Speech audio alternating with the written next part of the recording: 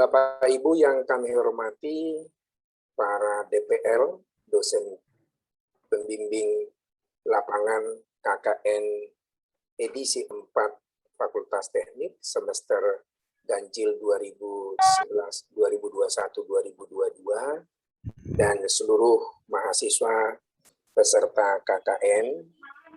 Assalamualaikum warahmatullahi wabarakatuh. Salam sejahtera bagi kita semua. Terima kasih atas kehadirannya, walaupun kita melaksanakan pembekalan ini secara online, tetapi tidak mengurangi makna di dalamnya, sehingga pada pembekalan ini diharapkan kita dapat mengerti, memahami, mengetahui apa yang akan kita laksanakan terkait dengan pelaksanaan KKN semester ini. Kira-kira acara kita untuk pembekalan hari ini, yang pertama nanti kita akan dibekali oleh Ibu Dekan Dr. Ismaniah SSIMM yang akan membekali kita terkait dengan pelaksanaan KKN ini, dan nanti akan kami lanjut terkait dengan teknis pelaksanaannya.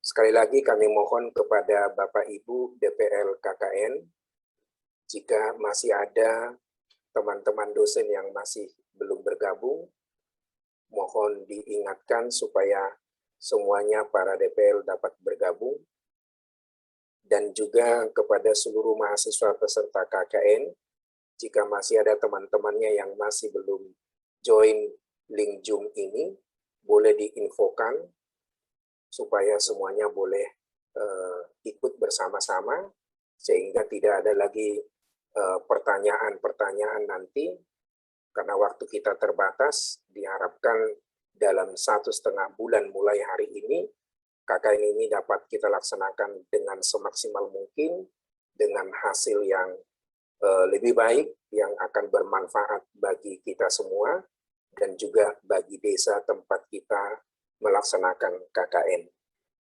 Terima kasih. Untuk mempersingkat waktu, dengan ini kami mempersilahkan kepada yang terhormat Ibu Dekan Fakultas Teknik, Dr. Ismaniah SSIMM, untuk memberikan arahan, memberikan pembekalan untuk pelaksanaan KKN ini. Dengan segala hormat, kami berikan waktu kepada Ibu. Terima kasih. Terima kasih Pak Bungaran atas waktu yang diberikan. Assalamualaikum warahmatullahi wabarakatuh. Waalaikumsalam warahmatullahi wabarakatuh. Selamat pagi, salam sejahtera bagi kita semua. Om Santi Santi Om Namo Buddhaya, salam kebajikan. Puji syukur kita panjatkan kehadirat Allah Subhanahu wa Ta'ala, Tuhan yang Maha Kuasa. Hari ini kita akan melaksanakan satu sesi, yaitu pembekalan untuk kegiatan kuliah kerja nyata di semester ganjil tahun akademik 2021-2022.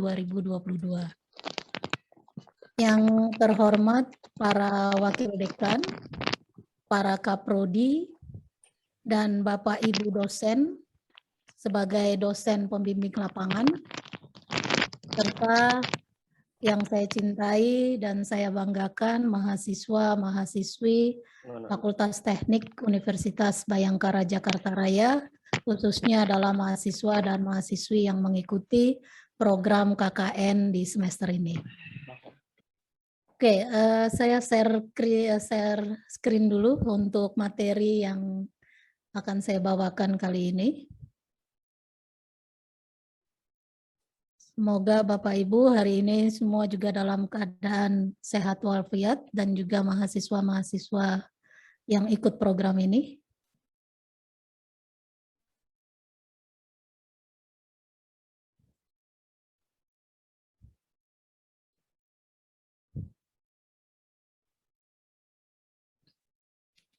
Sudah terlihat? Bapak Ibu? Sudah Ibu, sudah terlihat Bu.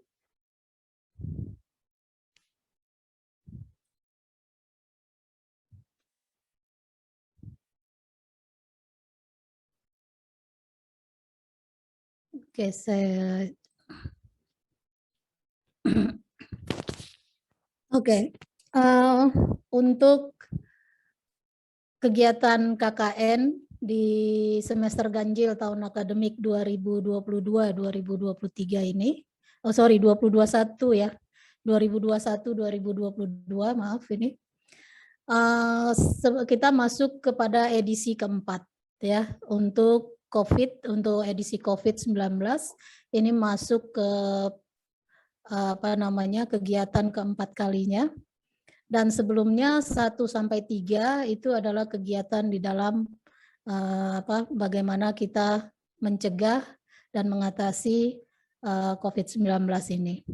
Nah, untuk kali ini saya coba satu tema ataupun satu topik ya di dalam kegiatan ini, yaitu bangkit dari pandemi ya dengan literasi digital, atau bisa juga ya dengan kegiatan yang berkaitan ini, tapi banyak kegiatan-kegiatan yang intinya adalah kita bangkit dari pandemi ini.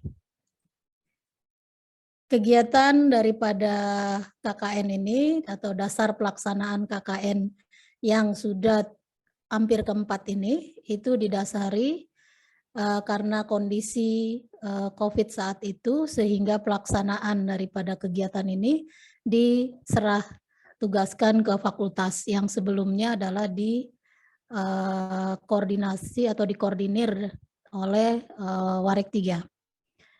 Yaitu adanya surat edaran dari rektor, kemudian surat nota dinas dari wakil rektor 1 tentang pengganti KP magang dan sebagainya.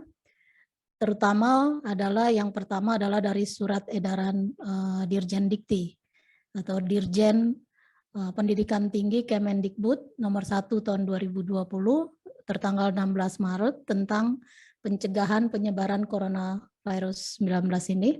Karena kita masih walaupun sudah kondisi saat ini berkurang ya mengenai penyebaran, tapi kita masih dalam pandemi di sini, walaupun masih program PPKM level ada yang 2, ada 1 dan seterusnya. Nah, ini dasar pelaksanaan kita. Adapun tujuan daripada KKN ini adalah pertama mengenai pemberdayaan personal ya, yaitu pertama meningkatkan kompetensi dan peran mahasiswa sebagai agent of change untuk masyarakat, meningkatkan jiwa kerelawan dan kemampuan kolaborasi atau interprofesional, kemudian memacu kontribusi konkret mahasiswa dalam penanganan COVID-19 dan peningkatan literasi dan numerasi. Kemudian pemberdayaan masyarakat, ya, mengembangkan kapasitas pengetahuan dan mendorong peningkatan kesadaran masyarakat dalam perubahan perilaku hidup sehat untuk diri sendiri, keluarga, dan komunitasnya.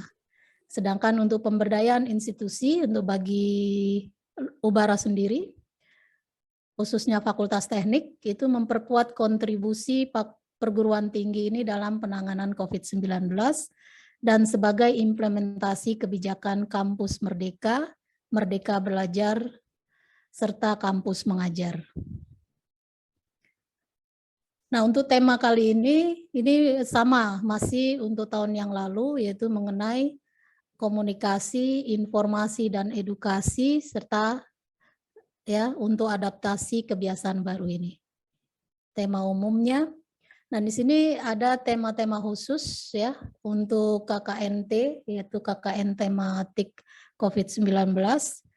Dari sini mengenai kesehatan masyarakat. Nah, ini ada titik yang saya tambahkan dari kegiatan tahun lalu ya, di mana sebelumnya ada pendataan data kesehatan masyarakat, pembuatan sanitizer, face shield, masker, dan seterusnya, pembuatan tempat cuci, dan seterusnya, pendampingan masyarakat. Nah, di sini ada pembuatan sarana penyampaian informasi, dan saya tambahkan di sini karena sudah banyaknya masyarakat yang mendapatkan vaksin, ya, tapi ada juga masyarakat yang belum atau tidak mau menerima vaksin. Nah, ini informasi mengenai berapa yang sudah vaksin atau yang belum, dan juga bisa juga menyediakan informasi tentang vaksin itu sendiri, ya. Karena kadang masyarakat juga belum tahu tentang di mana saja vaksin itu diadakan, ya. Nah, ini bisa membantu masyarakat di dalam informasi tentang vaksin ini. Kemudian bagian kedua mengenai ketahanan pangan, ya, pengembangan ketahanan ini mungkin kita di lingkungan daerah Bekasi atau Jabodetabek, ya, bisa misalnya untuk pengembangan ketahanan pangan, lingkungan inovatif seperti apotik hidup, warung hidup, dan lainnya, pembuatan pupuk atau alat dan bahan penunjang ketahanan pangan, pendataan kebutuhan logistik, dan lain-lain. Kemudian untuk kegiatan ekonomi masyarakat, misalnya pembuatan sistem lumbung pangan, pengembangan semangat kewirausahaan, ya, atau penunjang wirausaha online dan UMKM, pendataan padat karya tunai atau BUMDes, yaitu badan usaha milik desa. Nah, ini nanti saya terangkan sedikit mengenai BUMDes ini. Kemudian ada juga tema khususnya mengenai pendidikan, mendukung proses pembelajaran selama masa COVID dengan pemberdayaan keluarga atau bantuan langsung secara daring, inovasi dukungan pembuatan sistem maupun peningkatan peran masyarakat dan orang tua terhadap pembelajaran. Ya, walaupun kita mungkin sudah banyak berinteraksi lebih intens, tetapi tetap ya protokol kesehatan dikedepankan. Kemudian ada juga penyusunan sistem informasi, pembuatan sistem level desa, ya, dengan tetap mempertimbangkan metode yang ramah, ya, yang ramah digunakan atau yang mudah masyarakat itu mencerna, ya. Pendataan kebutuhan, masalah-masalah perpindahan penduduk, status kesehatan, dan lain-lain. Nah, untuk pentaatan hukum selama COVID, misalnya bisa dilakukan sosialisasi mengenai bijak dalam media sosial, tidak melakukan bullying di dunia nyata maupun di dunia maya, misalnya, ya. Nah, ini mungkin barangkali yang lebih banyak berperan kalau kita berkolaborasi dengan mahasiswa hukum misalnya. Tapi tidak menutup kemungkinan juga kalau mahasiswa kita bisa mengetahui ini. Ada terjun langsung sebagai relawan, ya. Nah, ini ada saya kaitkan dengan sebelumnya ini masuk ke sini dulu. Pengajaran literasi dan numerasi untuk murid SD, ya, dalam melakukan pengajaran peserta dapat sekaligus melakukan refleksi kemampuan literasi dan numerasi dari murid SD, refleksi terhadap bahan ajar, ini bisa. Yang ke-8 ini saya tambahkan mengenai visi dari fakultas tentang security. Ya, karena saya mengajar di semester ini mengenai manajemen security.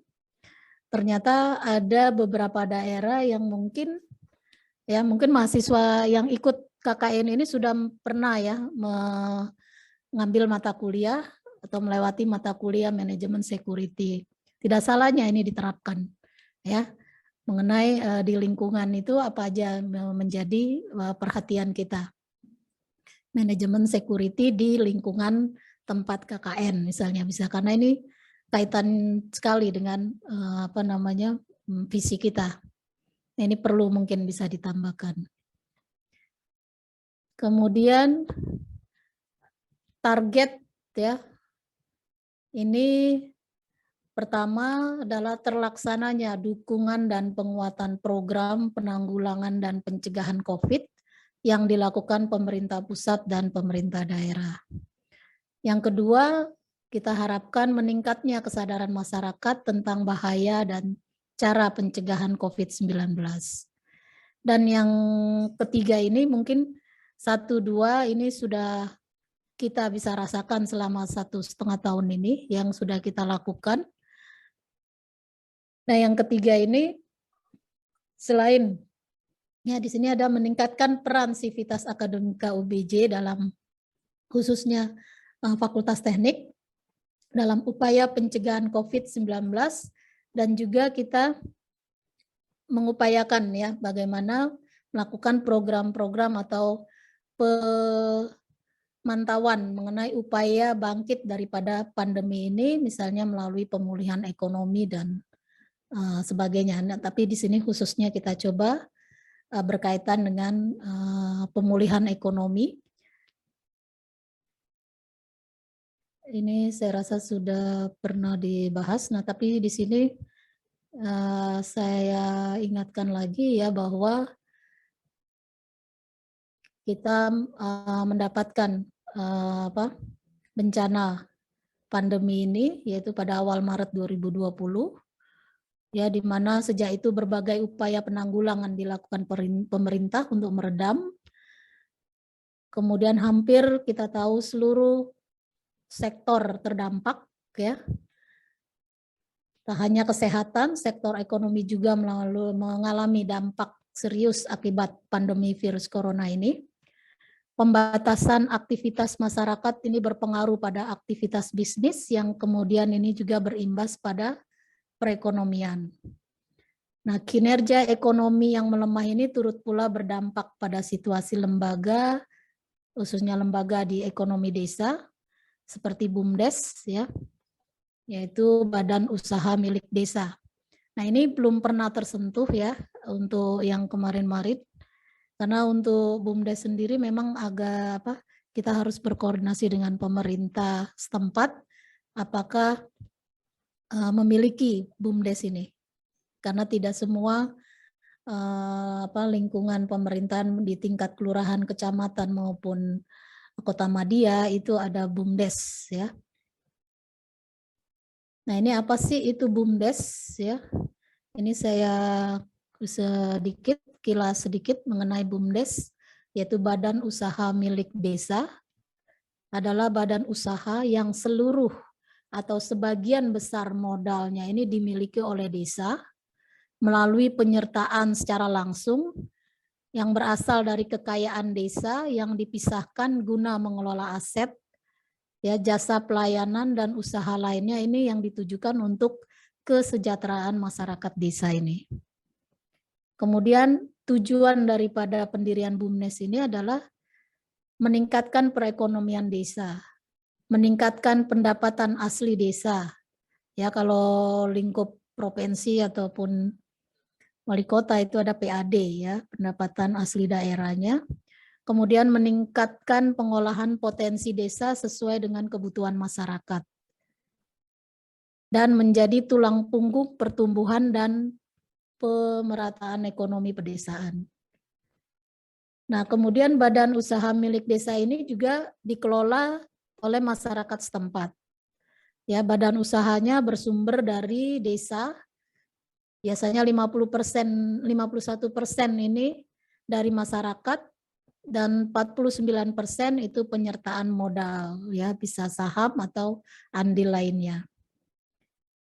Nah, operasionalisasinya menggunakan falsafah bisnis yang berakar dan berbudaya lokal. Bidang usaha yang dijalankan ya didasarkan pada potensi dan hasil informasi pasar.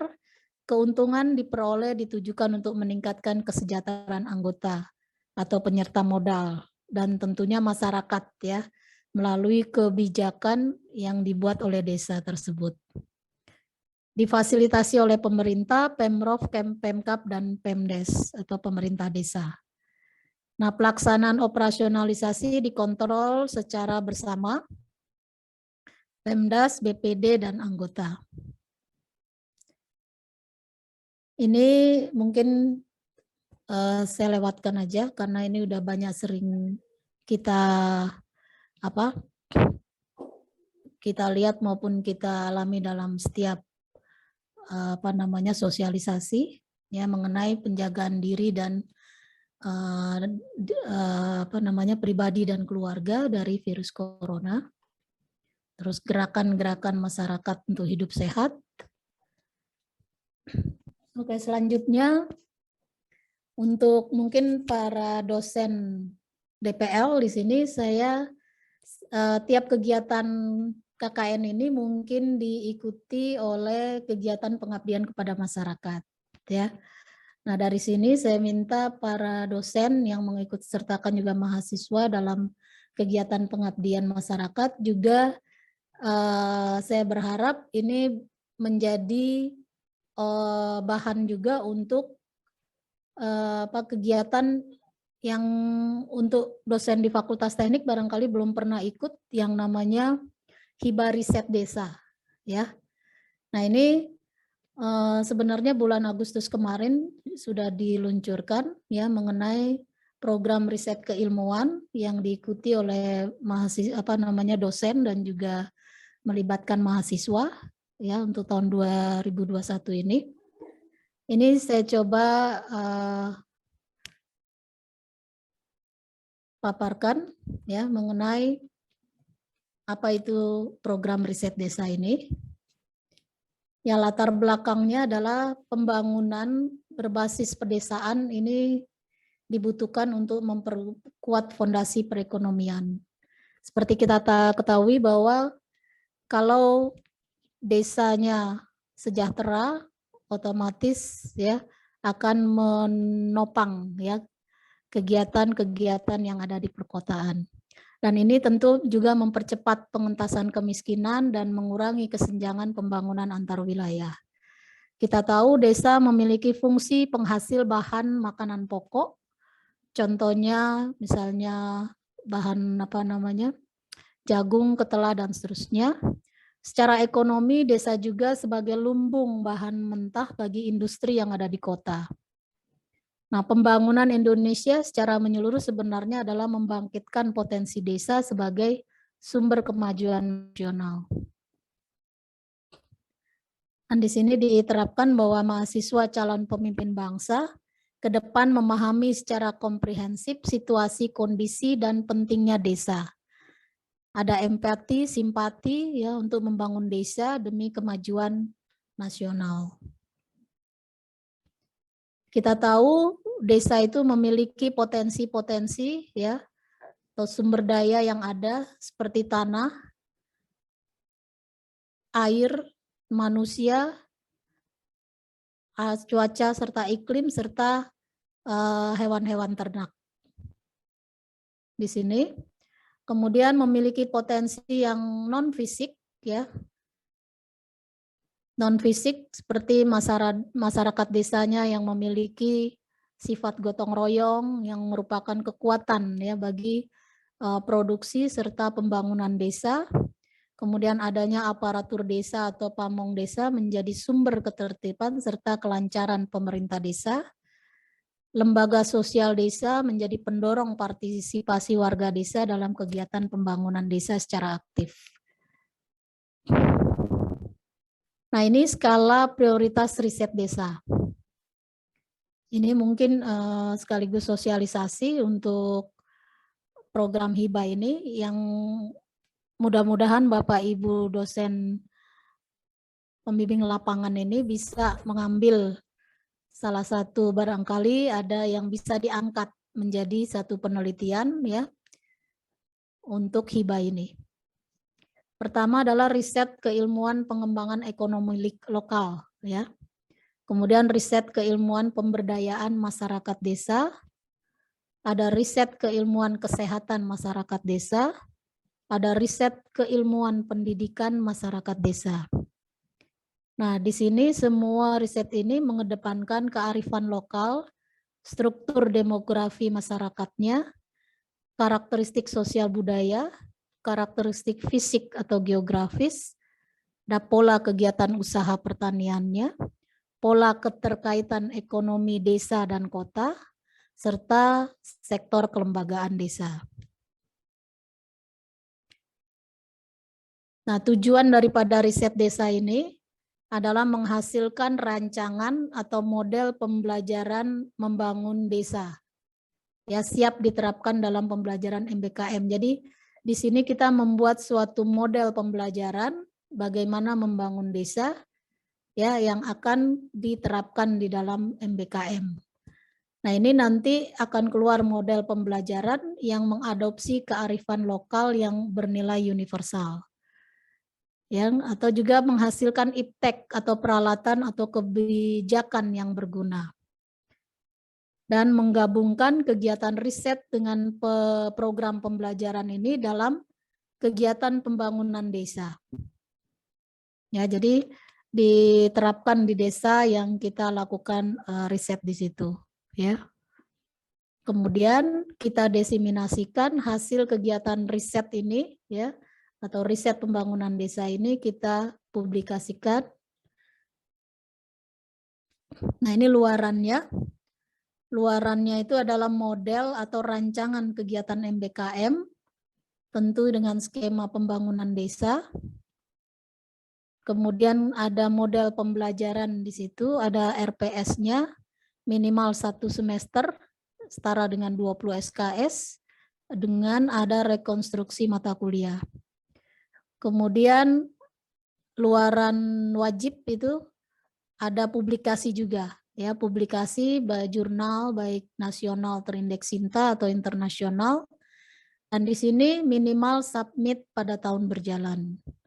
Sedangkan luaran tambahannya bisa buku, bisa haki, bisa video, publikasi ke media massa dan sebagainya. Ini luarannya. Nah, ini kriterianya, mungkin Bapak Ibu ini ada yang masuk kategori ini, ya. Nah, ini penelitian dilaksanakan dalam wilayah provinsi asal perguruan tinggi pengusul. Penelitian bersifat monotahun, ya, bisa juga 2 tahun. Kalau 2 tahun multi years ini setiap luaran akan dievaluasi setiap tahun. Kemudian tim pengusul bersifat multidisiplin, jadi harus berbeda ilmu disiplinnya. Ketua tim itu minimal S2 dengan jafungnya lektor. Kemudian ketuanya ini tidak sedang studi lanjut, ya, atau mengikuti postdoc dan seterusnya. Kemudian ada bermitra dalam pelaksanaannya, dituangkan dalam surat pernyataan komitmen mitra. Pernah atau sedang melaksanakan program MBKM dan mengikuti pelaporan substansi dan keuangan ketentuan LPDP. Jadi ini dana dari LPDP. Nah, mitranya itu bisa lembaga riset, industri, UMKM, koperasi, startup, ya, kemudian lembaga pemerintah daerah atau LSM, ya, desa adat atau kelurahan. Jadi paling atau minimal itu adalah kelurahan, ya, lingkupnya. Pendanaan, nah ini ya mungkin untuk dosen bisa, ya, yang melibatkan mahasiswa, usulan maksimum untuk 100 juta. Alhamdulillah untuk hibah riset desa ini 3 dosen dari Ubara mendapatkan hibah ini. Tapi dari Fakultas Teknik belum ada. Saya minta untuk beberapa dosen untuk tahun depan, saya minta ada yang bisa terlibat di dalam kegiatan atau program ini. Ini mungkin bisa dibaca, ya, mengenai secara teknis, mengenai komposisi anggarannya, kemudian dana ini tidak boleh digunakan untuk jaminan atau pinjaman ke pihak lain, hibah atau bantuan berbentuk uang kepada pihak lain. Nah, ini hal-hal yang dilarang. Untuk membeli atau mengadakan alat komunikasi, jadi membeli laptop, membeli handphone, ini tidak bisa, dilarang juga. Kemudian membangun juga tidak boleh, dan penggunaan lainnya yang tidak relevan dengan kegiatan tersebut. Nah, ini mungkin nanti Bapak Ibu bisa lihat di pedomannya. Nah, ini sebetulnya kalau kita lihat dari judul-judul, di sini saya coba perlihatkan mengenai judul-judul hibah riset desa yang menang, ya. Ini saya ambil hanya yang mungkin ada hubungannya dengan Fakultas Teknik, ya. Ini misalnya analisis teknologi membran, filtrasi dan seterusnya. Peningkatan kualitas kandungan fisiokimia dan ini sebagai bahan baku industri makanan dan minuman dan seterusnya. Ada model pembelajaran MBKM nih melalui program pemberdayaan desa wisata terpadu sebagai destinasi wisata edukasi dan konservasi budaya berbasis masyarakat, misalnya di daerah Cilacap. Nah ini mungkin pengolahan limbah organik ini, limbah organik cair, barangkali ada Bapak Ibu yang tertarik di sini ya. Nah ini ada beberapa contoh mengenai judul-judul daripada Hibah Riset. Ini sengaja saya masukkan dalam program KKN kali ini supaya Bapak Ibu bisa melihat potensi yang ada nanti di lapangan ya untuk bisa diangkat ya menjadi satu riset ya untuk Bapak Ibu dengan melibatkan mahasiswa bisa ya untuk kegiatan. Jadi bisa dari sekarang mulai menggali potensi-potensi apa yang nanti Bapak Ibu hadapi di lapangan nanti. Mungkin di sini kan bisa multidisiplin ya. Jadi bisa mengikut sertakan mahasiswa atau dosen dari prodi lain. Ini ya ada beberapa lagi yang tidak saya masukkan di sini, cuma yang saya ambil yang mungkin ada kaitannya dengan tema tadi ya. Ada tema kesehatan, ekonomi, kemudian pemberdayaan masyarakat dan sebagainya. Nah, jadi saya berharap kegiatan Bapak Ibu nanti di lapangan jadi tidak hanya mendampingi dan mengarahkan mahasiswa, tapi saya minta Bapak Ibu coba melihat potensi-potensi apa saja dari tempat Bapak Ibu mendampingi mahasiswa ini untuk bisa diangkat ya menjadi suatu program PKM maupun program riset yang nantinya akan mulai dari sekarang bisa kita jelajahi untuk bisa nanti masuk ke Hibah Riset Desa yang setiap tahun rencananya ini akan diadakan ya. Nah ini baru diluncurkan Agustus kemarin. Mudah-mudahan tahun depan dosen-dosen di Fakultas Teknik bisa ikut ya. Oke, mungkin itu saja yang saya sampaikan ya.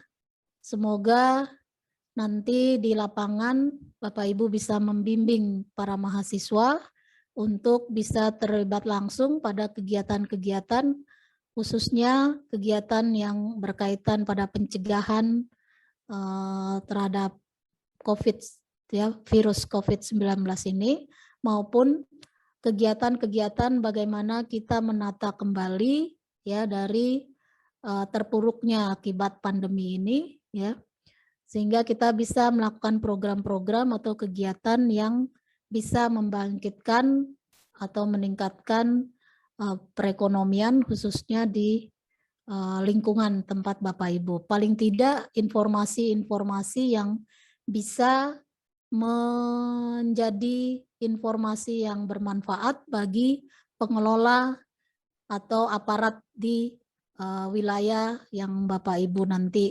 akan jalani di sana bersama mahasiswa. Dan bagi mahasiswa, saya berharap ya untuk menjaga ya selain melakukan prokesnya itu tetap dijalankan nanti di lapangan dan juga menjaga citra daripada lembaga atau Universitas Bhayangkara Jakarta Raya khususnya Fakultas Teknik ya di tempat ya anak-anakku sekalian nanti menjalani program KKN ini. Tolong dijaga ya perilaku ya kemudian citra daripada selain citra diri kamu sendiri maka citra dari lembaga juga akan ikut di situ di dalamnya. Jadi itu saja pesan saya ya dan hal-hal lain mungkin nanti bisa kita diskusikan. Mungkin secara teknis nanti apa saja yang harus dilakukan, barangkali Pak Bungaran selaku Wadek 3 yang sebagai ketua dari kegiatan program KKN di Fakultas Teknik, itu nanti bisa menjelaskan secara rinci apa saja yang harus dilakukan, ya, dan mungkin tidak boleh dilakukan. Itu saja barangkali Pak Bungaran, saya kembalikan kepada Wakil Dekan 3. Terima kasih atas perhatian Bapak Ibu dan anak-anakku sekalian. Semoga program KKN ini berjalan dengan lancar dan baik dan semoga mendapatkan hasil yang lebih baik dan lebih meningkat. Terima kasih. Wassalamualaikum warahmatullahi wabarakatuh. Selamat siang. Terima kasih Ibu Dekan yang sudah memberikan pembekalan bagi kita semua, yaitu pada Bapak Ibu DPL dan juga para mahasiswa. Poin penting yang kami tangkap yang disampaikan oleh Bu Dekan, supaya dalam pelaksanaan KKN ini kita juga dapat memanfaatkan sebagai cikal bakal menjadi pengabdian kepada masyarakat oleh dosen dengan bekerja sama mahasiswa, dan kemudian juga cikal bakal juga mengikuti hibah riset desa yang mungkin tahun depan bisa dari Fakultas Teknik bisa dapat mendapatkan hibah riset desa ini. Tentu juga di akhir penyampaian Bu Dekan selama pelaksanaan KKN ini supaya seluruh mahasiswa dan juga Bapak Ibu DPL tetap menjaga program kesehatan, protokol kesehatan, dan juga menjaga nama baik lembaga yaitu Universitas Bhayangkara Jakarta Raya. Nah, untuk memperlengkapi apa yang sudah disampaikan oleh Ibu Dekan, kami akan coba share screen untuk lebih ke teknisnya. Apakah sudah terlihat apa materi dari... Sudah terlihat ya semuanya? Apakah sudah terlihat? Sudah, Pak. Dan mahasiswa sudah ya? Oke. Kita masuk, tadi sudah disampaikan oleh Bu Dekan, kita masuk pada pembekalan KKN yang dilaksanakan oleh Fakultas Teknik Universitas Bhayangkara Jakarta Raya, yang ke edisi 4. Catatan kami tadi dari arahan Bu Dekan, maka skala prioritas pelaksanaan KKN kita kali ini adalah pengembangan ekonomi lokal, pemberdayaan masyarakat desa, kesehatan masyarakat desa, dan juga pendidikan masyarakat desa.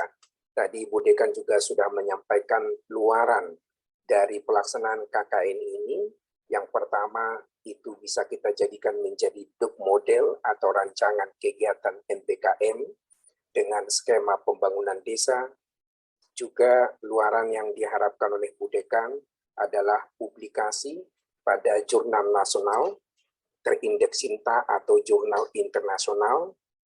Kemudian yang ketiga, luaran tambahan, kita bisa menghasilkan buku pengabdian masyarakat atau HKI, atau video, atau publikasi media massa, atau publikasi lewat Instagram Fakultas Teknik, website Fakultas Teknik, dan lain-lain. Untuk itu, di sini ada alamat email Fakultas Teknik, ft@ubarajaya.ac.id, itu untuk mengirimkan video atau foto-foto pelaksanaan kegiatan KKN, sehingga dapat kita tampilkan nanti, kita tayangkan di website Fakultas Teknik, dan juga di Instagram Fakultas Teknik. Dapat juga di WA ke kami, di nomor WA 0817136104, atau di 0859 39421717. Foto-foto kegiatan selama berlangsung KKN ini dapat dikirim, tetapi mohon diberikan penjelasan supaya nanti dalam tayang di website atau di Instagram informasinya jelas. Jadi nama desa, ya, terus kegiatannya apa, ya mohon disertakan penjelasannya. Nah, Bapak Ibu DPL, ini tugasnya yaitu mengikuti pembekalan ini, kemudian mendampingi mahasiswa dalam pelaksanaan KKN ini mulai dari hari ini sampai nanti pelaporan, dan di akhirnya adalah memberikan nilai kepada peserta KKN, mahasiswa peserta KKN. Jadi Bapak Ibu diminta untuk mendampingi, membimbing mahasiswa secara individual ataupun kelompok untuk melaksanakan kegiatan KKN ini, juga melakukan koordinasi dengan pemerintah desa tempat pelaksanaan KKN ini, kemudian mendampingi mahasiswa atau membimbing mahasiswa dalam pembuatan berita atau artikel pelaksanaan kegiatan KKN ini, kemudian dalam pembuatan laporan juga nanti mohon dibimbing, dan terakhir adalah memberi penilaian kepada seluruh mahasiswa kita. Nah, nilai ini diharapkan paling lambat 10 hari setelah pelaksanaan KKN berakhir. Ya.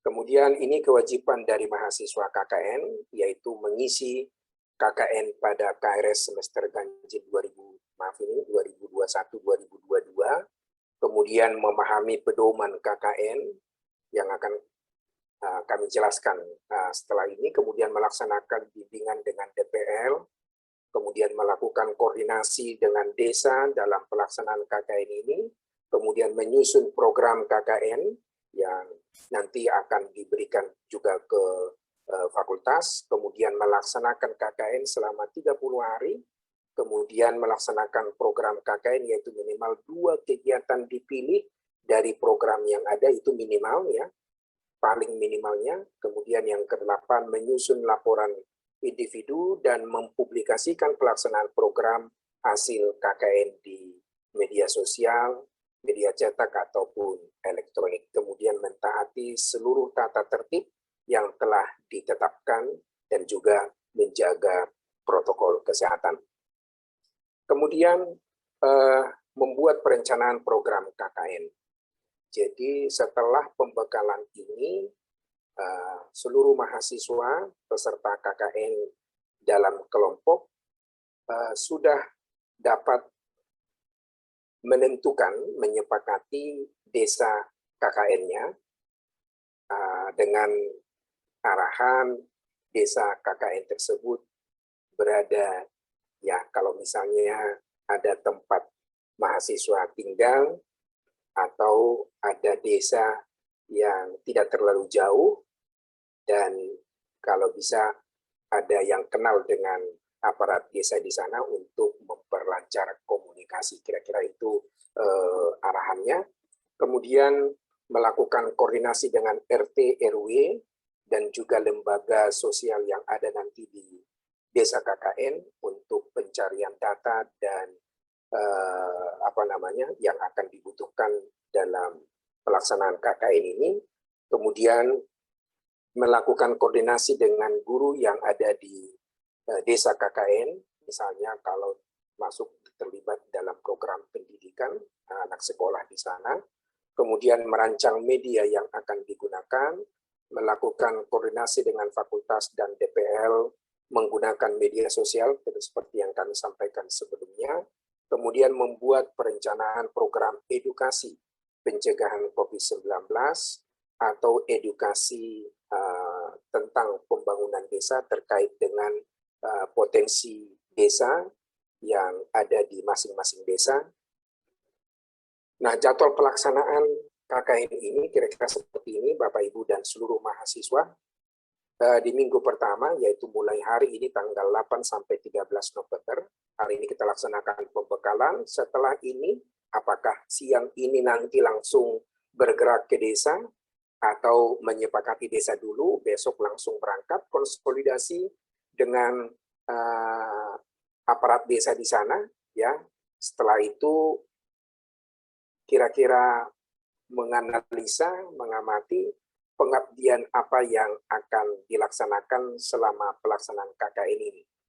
Nah, sehingga di minggu kedua, yaitu tanggal 15 sampai 20 November, itu adalah pengerjaan proposal, dan pada tanggal 20 November, proposal tersebut sudah diserahkan ke kami, ke fakultas, bisa melalui email atau bisa melalui WhatsApp tadi yang sudah kami sampaikan di depan. Di minggu ketiga sampai dengan minggu kelima, itu implementasi di desa KKN, yaitu dari tanggal 22 November sampai 11 Desember 2021. Di minggu ke-6, yaitu 13 sampai 18 Desember, yaitu finalisasi laporan KKN. Jadi sudah di dalamnya juga perpisahan dengan pihak desa dan juga penyerahan nilai KKN oleh DPL ke fakultas dan juga oleh masyarakat ke fakultas. Kira-kira ini jadwal pelaksanaannya. Nah, ini format proposal KKN-nya, ya. Ini nanti akan boleh diminta ke kami proposal KKN-nya. Kira-kira seperti ini bentuknya, formatnya. Ada di sini disusun oleh kelompoknya, kelompok apa ya, kelompok berapa, terus nama mahasiswanya siapa-siapa, lokasi pelaksanaannya, RT, RW, masjid atau sekolah atau dusun atau dukuh, desa, kelurahan, kecamatan, kabupaten, ya, itu dicantumkan. Nah, kemudian ada di sini seperti proposalnya, ada diminta tanda tangan nanti ketua pelaksana, kemudian DPL, kemudian ketua RT, RW, dukuh atau sekolah di sana, kemudian kepala desa atau lurah nanti di sana, dan nanti yang akan ditandatangani oleh wakil rektor 3. Nah, kemudian ini isinya, pertama adalah latar belakang, kita menggambarkan permasalahan dan potensi desa tersebut dari aspek fisik, sosial, ekonomi, budaya, geografis, yang relevan dengan tema dan program kegiatan KKN kita. Kemudian kita menggambarkan profil desa tersebut, kemudian menuliskan prioritas permasalahan yang akan kita atasi bersama dalam pelaksanaan KKN ini. Kemudian yang keempat, potensi bisa berupa sumber daya alam. Tadi Bu Dekan sudah menyampaikan ada potensi fisik, ada potensi non-fisik.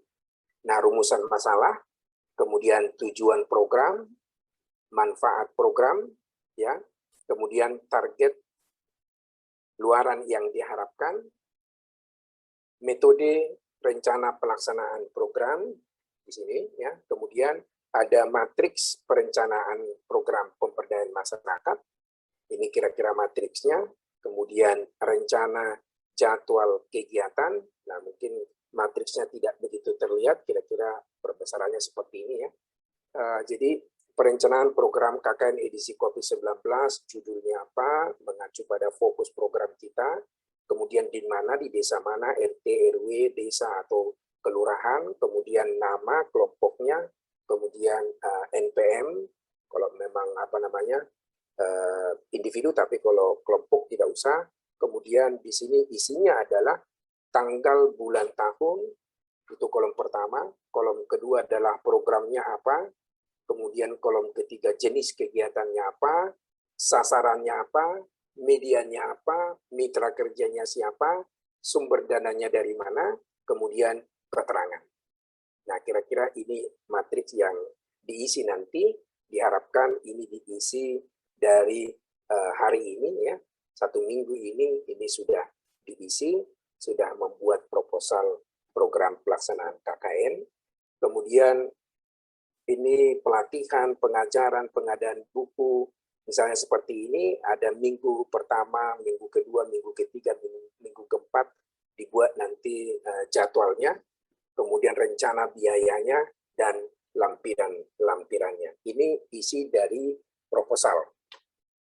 Nah, lampiran kedua ini daftar presensi observasi.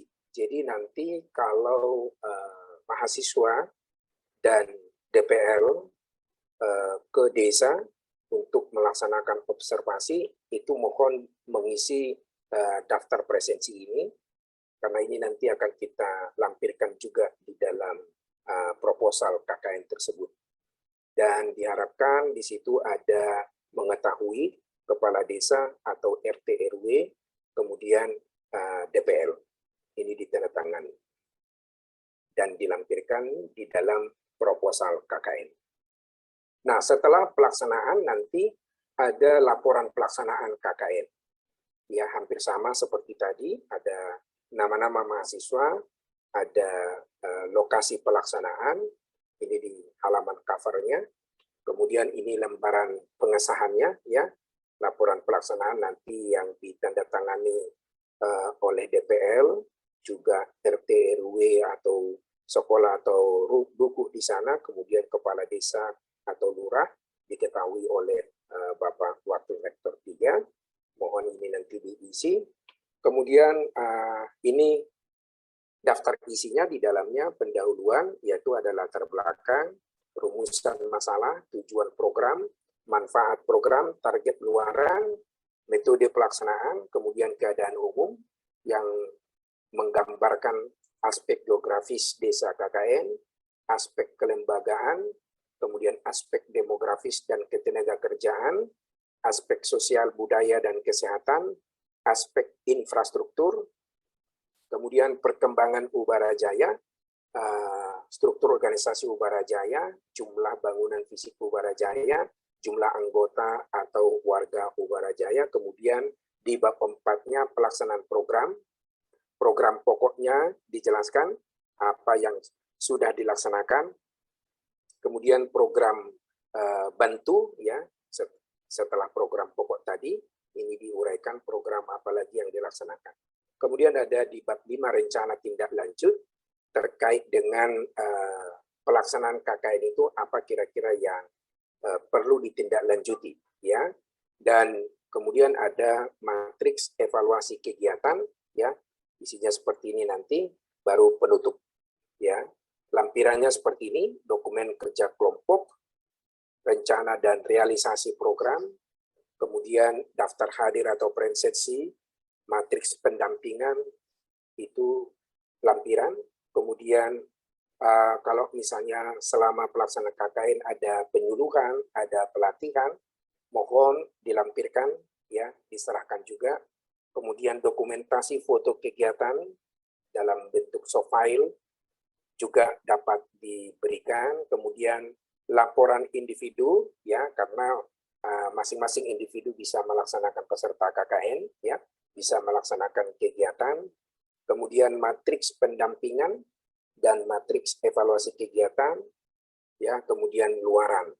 Artikel ilmiah kalau memang rencana atau sudah terbit di media massa itu mohon dilampirkan. Nah, catatannya seperti ini, yaitu laporan ini satu eksemplar itu diserahkan ke Wakil Rektor 3, LPPMP, dan Biro Kemahasiswaan, ini asli, beserta soft copy yang nanti diserahkan ke fakultas, ya. Kemudian satu kopi, eksemplar kopi diserahkan ke masing-masing DPL, ya. Kemudian satu eksemplar kopi laporan KKN diserahkan ke masyarakat desa di desa KKN. Nah, ini rencana dan realisasi pelaksanaan programnya, formatnya seperti ini. Jadi misalnya ada pelatihan ustadz misalnya, atau pelatihan apa gitu, ya, rencananya apa, hasilnya apa, ya. Jadi misalnya rencana pada tanggal bulan, ya, kemudian hasil realisasinya tanggal atau kapan gitu, ya, diketahui oleh dusun atau kepala desa RT RW dan juga DPL. Nah, ini daftar presensi, jadi seluruh mahasiswa dalam pelaksanaan KKN ini harus menandatangani, jadi bukan checklist. Diminta harus tanda tangan, mohon seluruh mahasiswa memperhatikan. Ini tidak boleh checklist, jadi harus ditandatangani dan juga oleh DPL di bawahnya nanti harus ditandatangani. Ya, jadi ditulis nama, kemudian misalnya tanggal 1 atau hari pertama, siapa yang hadir, ditandatangani. Kemudian selanjutnya sedemikian. Sampai pada tanggal 30. Jadi minimal ada 30 hari ya pelaksanaan KKN ini. Nah, kemudian ini program form penilaian, program pokok dan juga program bantu oleh DPL. Nanti Bapak Ibu DPL dapat mengisi form ini. Kemudian form untuk masyarakat ya yang diisi oleh aparat desa nanti di sana, apakah RT, RW atau nanti dapat berkoordinasi dengan pihak aparat desa di sana untuk dapat mengisi form nilai ini dan ditandatangani oleh masyarakat di sana dan diserahkan. Nah, ini setelah dari masyarakat dan juga dari DPL itu direkapitulasi menjadi masuk seperti ini nanti yang menjadi nilai KKN dari masing-masing peserta KKN. Nah, kemudian kita juga diminta untuk membuat jurnal harian kegiatan KKN. Jadi per hari ya, misalnya hari Rabu tanggal berapa, kegiatannya apa, siapa yang melaksanakan ya. Di sini anggota kelompoknya siapa ya, nanti ditulis namanya. Kemudian briefing dengan hasil kegiatannya apa, kendalanya apa, kemudian foto kegiatannya. Jadi ini per hari ya, mohon menjadi perhatian bagi semua. Ini per hari, seperti ini bentuknya, ini namanya jurnal harian yang akan dilampirkan dalam laporan KKN. Nah, ini apa namanya, tadi sudah disinggung nilai. Nah, ini kira-kira buku pengabdian masyarakat, formatnya seperti ini. Desain covernya terserah kepada kelompok, ya. Desain covernya dibuat semanis, secantik, seindah mungkin. Tapi buku pengabdian masyarakat di Desa Muara Bakti, misalnya ya, Babelan Fakultas Teknik tahun 2000 berapa gitu ya. Kemudian ini halaman covernya, di belakang cover berwarna ada seperti ini. Oleh yang nama pertama itu adalah DPL, kemudian diikuti oleh mahasiswa. Formatnya seperti ini. Kemudian tim penyusun seperti ini, ya. Tim penyusun halaman berikutnya. Nah, kemudian ada kata pengantar. Kira-kira formatnya seperti ini, terutama untuk mengucapkan banyak terima kasih kepada pihak-pihak yang pertama itu seperti ini urut-urutannya ya. Jangan dibalik ya. Kemudian jadi pertama ada terima kasih kepada rektor, kemudian Ibu Dekan, kemudian DPL, baru aparat desa di sana siapa-siapa saja ya. Kira-kira seperti itu formatnya. Ini kata pengantarnya, ini daftar isinya dalam buku pengabdian tersebut. Jadi ada mengikuti seperti ini ya. Nah, di akhir buku itu ada biodata penulis ya. Ada biodata penulis yaitu dari DPL dibuat seperti ini ya.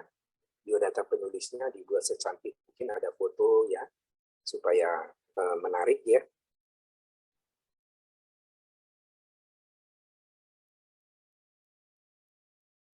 Ini kira-kira biodata penulis. Nah, kemudian Bapak Ibu DPL, surat tugas DPL sudah dapat diambil ke fakultas, hard copy-nya.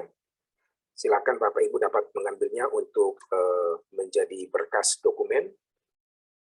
Kemudian yang kedua, bagi Bapak Ibu dan mahasiswa yang membutuhkan surat pengantar ke desa, ya, dapat diminta ke fakultas dengan menyerahkan nama desanya, nama kepala desanya, beserta dengan alamatnya di mana, supaya suratnya segera kita buat dan dapat dibawa langsung.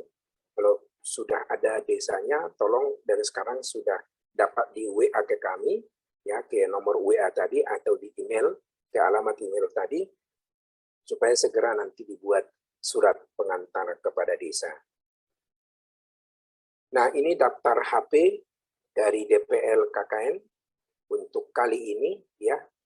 Mohon seluruh mahasiswa kalau memang masih ada mahasiswa yang belum tahu nomor HP atau nomor WA daripada DPL-nya boleh dicatat ya sesuai masing-masing ini ya. Ini nomor HP DPL-nya.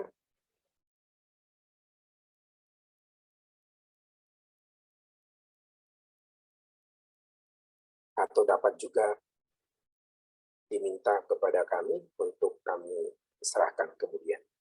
Kira-kira itu yang bisa kami sampaikan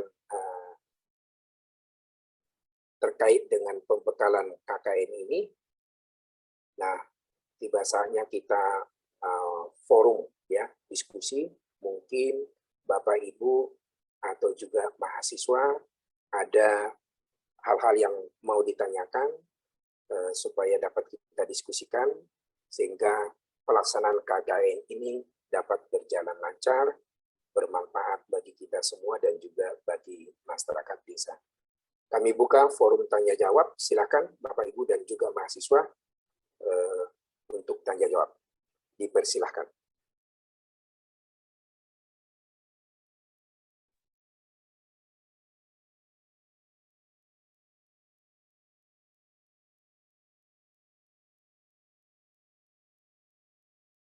Ada pertanyaan Bapak Ibu dan mahasiswa?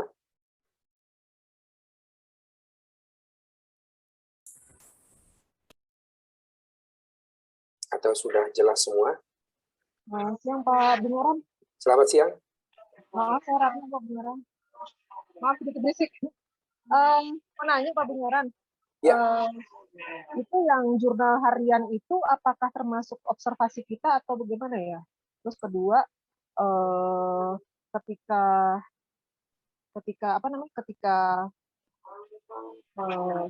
ya itu dulu kan. Lupa saya satu lagi. Terima kasih. Oke, terima kasih Bu Ratna tadi ya.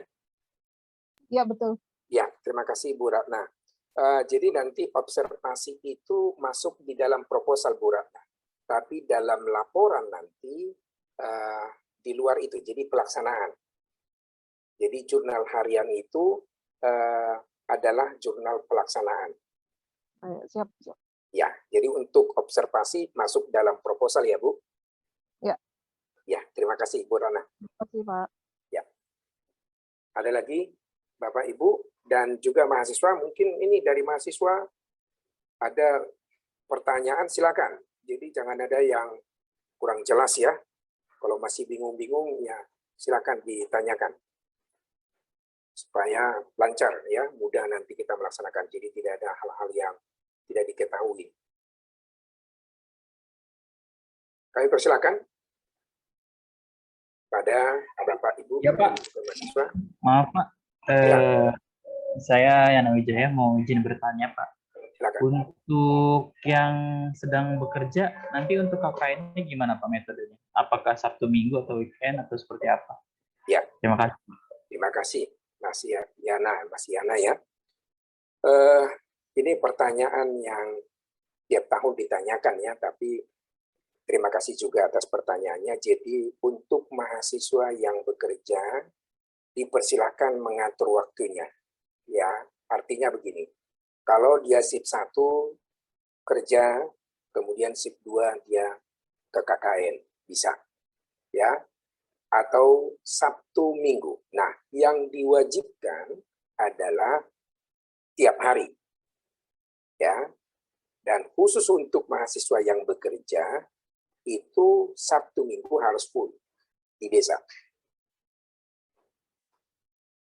Nah, untuk hari kerja, kalau misalnya dimungkinkan sepulang kerja, silakan bergabung dengan teman-temannya kelompok. Tapi kalau misalnya tidak dimungkinkan, maka Sabtu dan Minggu itu wajib. Jadi berarti harus ada kegiatan yang dilaksanakan di Sabtu dan Minggu. Nah, itu menjadi perhatian semua mahasiswa peserta KKN yang bekerja.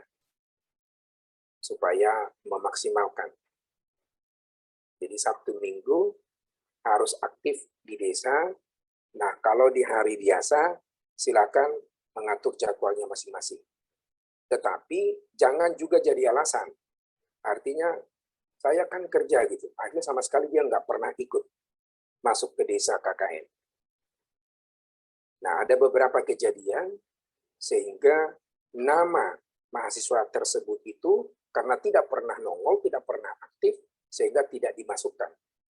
Dan Bapak Ibu DPL juga berhak untuk tidak memberikan nilai atau memberikan nilai yang sesuai dengan kehadiran. Jadi ini menjadi perhatian bagi seluruh mahasiswa yang bekerja. Koordinasi, komunikasi harus betul-betul dijaga kepada seluruh teman-temannya, jadi tidak ada yang artinya merasa dirugikan di dalam hal ini. Mohon koordinasi yang baiklah antar mahasiswa yang bekerja dengan mahasiswa kelas A. Begitu Mas Yana dan mungkin juga yang lain ya, terkait yang sama pertanyaannya. Pak, maaf Pak, kita kan misalkan di Sabtu Minggunya full Pak. Nah itu tetap 30 hari satu bulan atau 30 hari Sabtu Minggunya tuh dihitung 2 hari terus selanjutnya sampai 30 hari Pak, gimana Pak? Oh tidak, jadi misalnya dari pelaksanaan KKN tadi di jadwal pelaksanaan itu Sabtu Minggunya itu mahasiswa yang bekerja aktif di desa. Jadi kalau misalnya ada 4 minggu, ya berarti 4 kali 2 itu 8 itu. Oh ya, Ya, tetapi mohon, makanya saya sampaikan Mas Yana, ya. mohon kalau memang ada waktu sepulang dari kerja, misalnya pulang jam 4 atau pulang jam 5 dari kerjaan, jam 6 boleh bergabung dengan teman-temannya di KKN atau ke desa KKN-nya, ya. Mohon gabung di sana, berdiskusi di sana, atau melaksanakan kegiatan di sana gitu. Sehingga nanti presensinya full 30 hari. Oh iya siap Pak, baik Pak, terima kasih Pak. Ya, terima kasih. Ada lagi yang lain?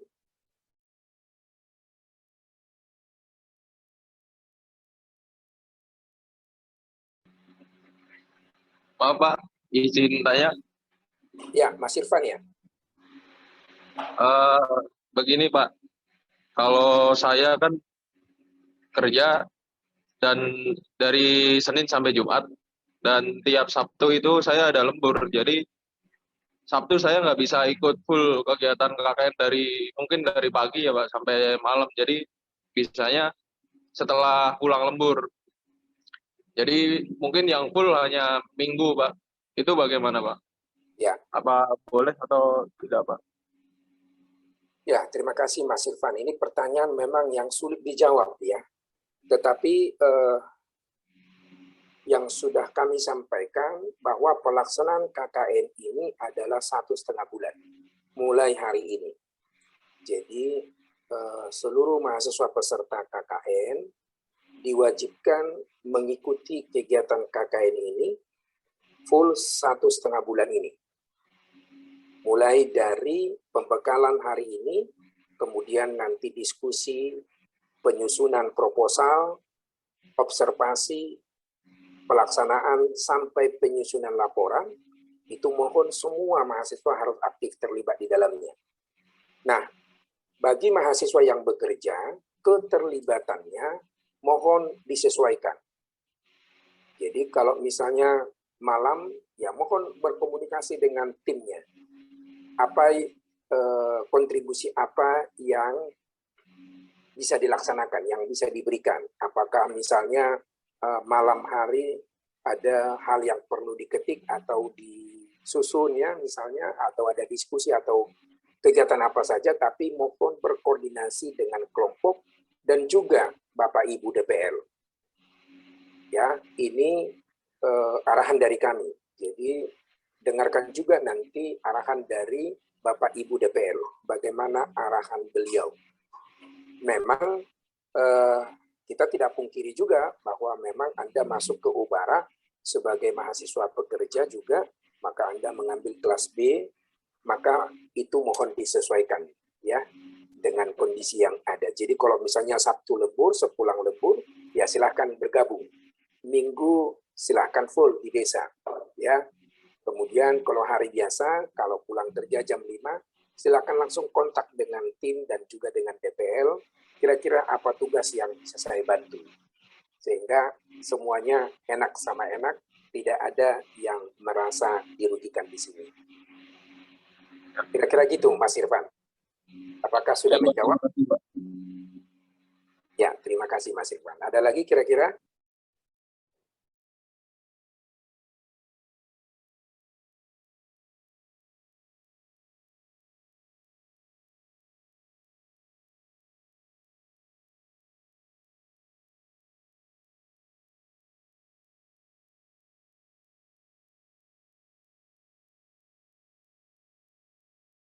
Ada lagi kira-kira dari Bapak Ibu DPL dan juga dari seluruh mahasiswa? Apakah semuanya sudah jelas?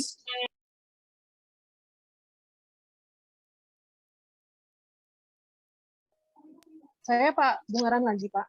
Oh, silakan Bu Rana. Mohon izin, kalau seandainya nanti di lapangan ada biaya-biaya unconditioned gitu ya, itu mandiri oleh kelompok kami, kelompok KKN ini atau bagaimana? Ya, terima kasih Bu Rana. Nah ini perlu ditanyakan ini ya, karena kejelasan biaya. Jadi terkait dengan biaya, maka dalam 1 minggu ini, setelah observasi di desa KKN, maka nanti dapat kita diskusikan, kelompok diskusikan, kegiatannya apa-apa saja, ya, kemudian biayanya berapa. Nah, misalnya nanti kebutuhan biayanya total dari semua kegiatan yang akan dilaksanakan.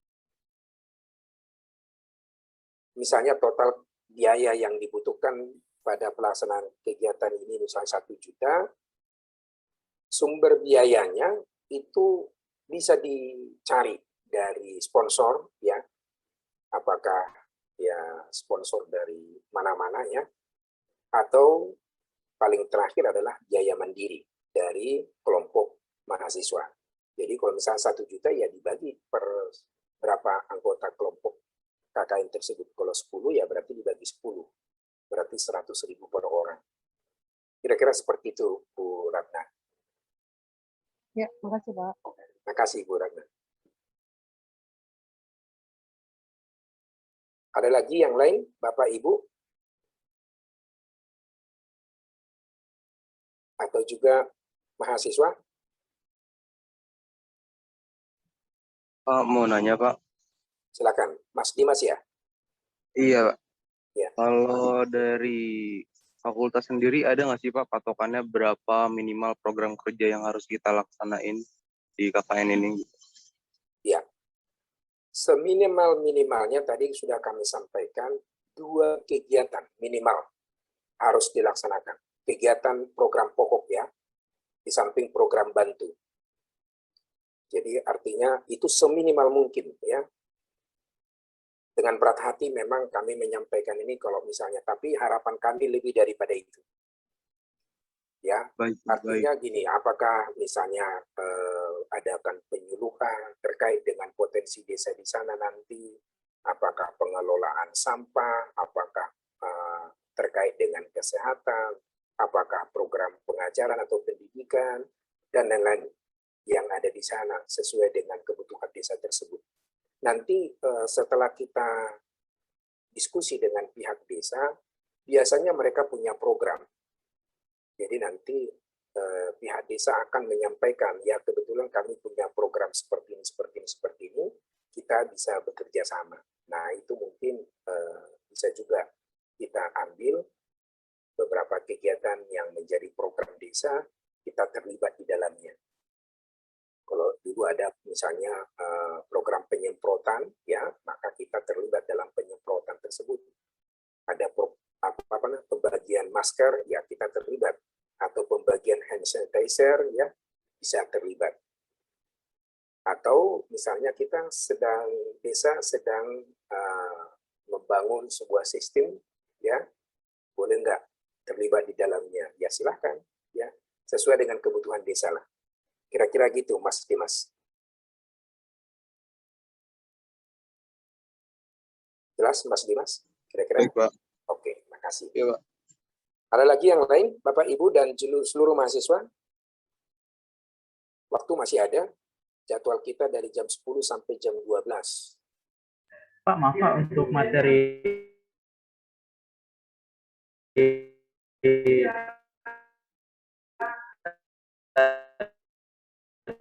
Terputus, bisa Mas Yana, kira-kira kami nggak nangkap. lewat chat coba biar bisa buat kita simpan, Pak. Oh ya, materi tadi ya.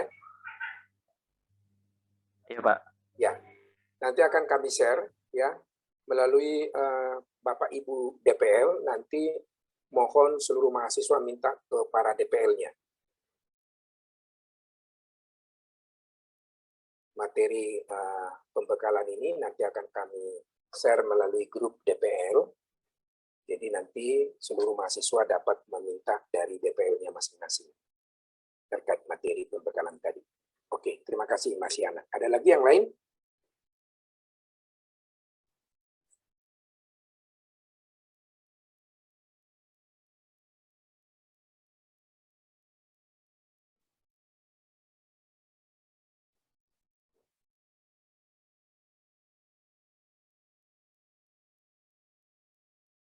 Bagi Bapak Ibu dan seluruh mahasiswa peserta KKN yang belum mengisi presensi pembekalan ini boleh mengisinya.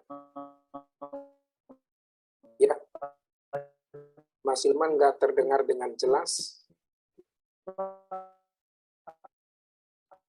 Kami tidak bisa menangkap Mas Ilman.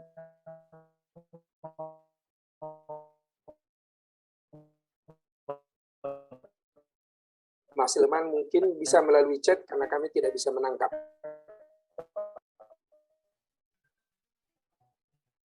Mungkin bisa melalui chat Mas Ilman, kami tidak bisa menangkap. Nggak kedengaran sama sekali.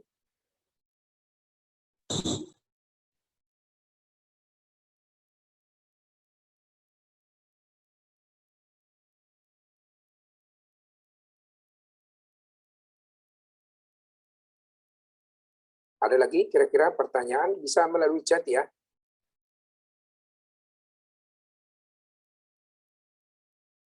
Jadi Mas Ilman tadi bertanya tapi tidak kedengaran sama sekali. Mungkin bisa melalui chat.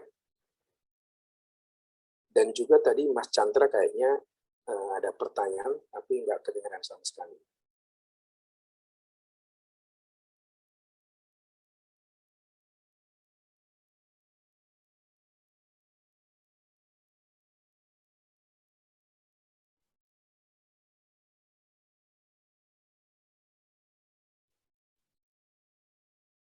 Silakan, para mahasiswa, sudah cukup jelas?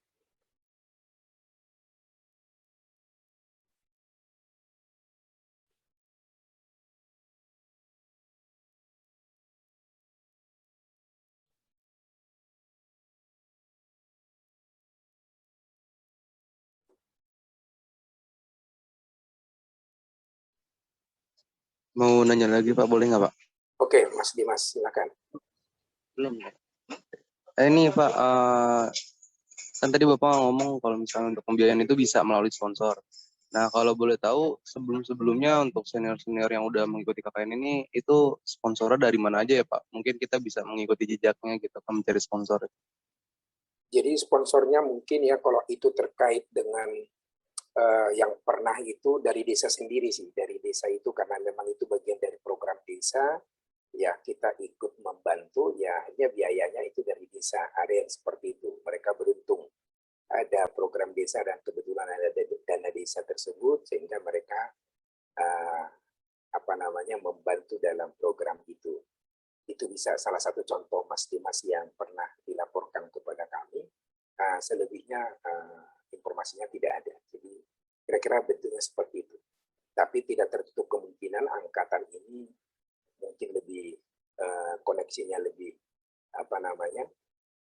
ya bisa bersama dengan misalnya ada CSR daripada perusahaan, ya mungkin ada mahasiswa yang bekerja di perusahaan, mungkin ada dana CSR-nya, boleh itu dimanfaatkan dalam kegiatan KKN ini. Atau juga dari misalnya ada kolega ataukah ada koneksi di pemerintahan misalnya ya boleh juga diminta sponsor dalam pelaksanaan. Jadi simbiosis mutualisme ya, mereka juga membutuhkan pelaksanaan programnya mereka, kita yang melaksanakan bekerja sama dengan mereka, tetapi biaya dari mereka. Kira-kira seperti itu Mas. Mungkin silahkan kelompok mencari sponsor-sponsor yang dimungkinkan didapat. Kira-kira gitu Mas Dimas. Tidak kami batasi, tetapi yang paling banyaknya sih ya mandiri ya, selama ini mandiri. Tapi kebetulan ada kemarin beberapa kelompok gitu ya, yang melapor ke kami. Ya, kebetulan ada dari desa gitu, sehingga kami hanya tenaga saja gitu. Nah itu masing-masing kelompok lah ya. Gitu Mas Dimas. Baik, Pak. Ya. Ada lagi? Saya pikir sudah cukup jelas ya. Kalaupun nanti masih ada pertanyaan, boleh ditanyakan langsung ke kami atau melalui WA. Nanti selagi kami bisa menjawab, kami akan jawab. Atau nanti kami akan minta arahan dari Bu Dekan jika ada pertanyaan nanti yang tidak bisa kami jawab. Saya pikir kira-kira seperti itu, Bapak Ibu DPL yang kami hormati, kemudian pada seluruh mahasiswa peserta KKN, kira-kira seperti itu pembekalan KKN untuk edisi 4 yang diselenggarakan oleh Fakultas Teknik Ubarajaya. Mudah-mudahan semua kita dapat berkoordinasi bekerja sama dengan baik demi pelaksanaan KKN ini, dan pelaksanaan KKN kita pada edisi keempat ini berjalan dengan lancar, tidak ada kendala yang bermakna, semua kita dapat atasi, dan kita dapat memberi manfaat kepada desa dan juga kepada kita semuanya. Dengan demikian, mungkin Bu Dekan, ada kira-kira yang mau disampaikan? Atau mungkin dari Pak Ibnu atau dari Pak Muhajir. Silakan Pak Ibnu kalau memang ada. Cukup ya Pak ya? Oke, dari Pak Muhajir. Cukup ya? Oke. Saya pikir seperti itu Bapak Ibu dan juga pada seluruh mahasiswa peserta KKN. Terima kasih atas kehadirannya, terima kasih atas keikutsertaannya dalam pembekalan KKN ini. Kita berharap pelaksanaan KKN ini kita dapat jalankan dengan baik dan bermanfaat bagi kita semua. Kami akhiri pembekalan KKN ini dengan mengucapkan wassalamualaikum warahmatullahi wabarakatuh. Waalaikumsalam. Terima kasih. Waalaikumsalam. Terima kasih, Pak. Terima kasih. Terima kasih Pak. Terima kasih Pak. Terima kasih.